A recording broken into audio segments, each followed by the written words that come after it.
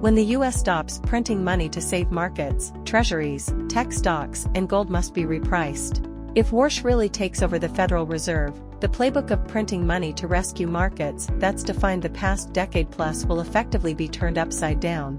Long-dated US treasuries, technology stocks, and gold will all need to be revalued under a new set of rules.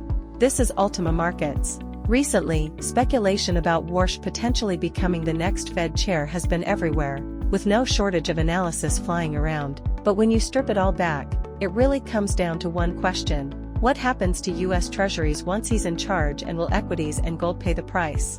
Let's start with Warsh himself. He's a hawk, but not the traditional, inflation-only kind. What he truly objects to is the Fed treating quantitative easing as a routine tool, constantly cleaning up after the Treasury and buying government debt with no apparent limit. In the past, the Federal Reserve was the single largest buyer in the Treasury market. Now, that buyer is preparing to step aside. Without a backstop, the market has to absorb risk on its own, and borrowing costs inevitably rise. That leads to a critical shift, a steeper yield curve. Think of it like a seesaw. On one end, you have short-term rates, such as the 2-year Treasury.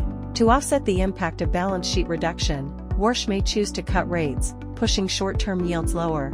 On the other end are long-term yields, 10-year and 30-year Treasuries. With the Fed no longer acting as a buyer of last resort, the market says, if no one's stepping in, I need higher yields to buy.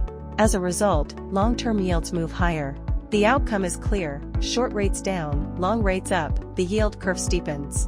So how does this shift affect other asset classes? First, the US dollar. Rising long-term yields and higher real rates attract global capital flows into the US, strengthening the dollar. Next, gold. Gold doesn't generate interest, and it fears two things above all else: a strong dollar and high real yields. Warsh's policy stance hits both of gold's weak points at once. Finally, equities, especially tech stocks. Long-term interest rates act like gravity. The stronger the pull, the harder it is for high-valuation stocks, those priced on distant future cash flows, to stay afloat.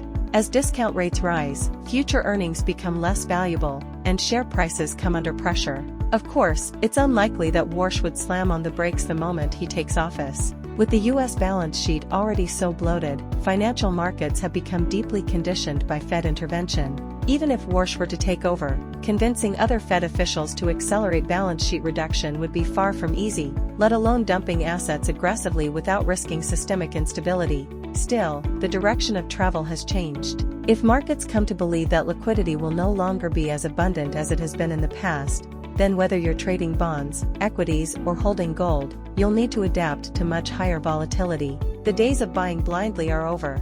From here on, risk needs to be priced with eyes wide open.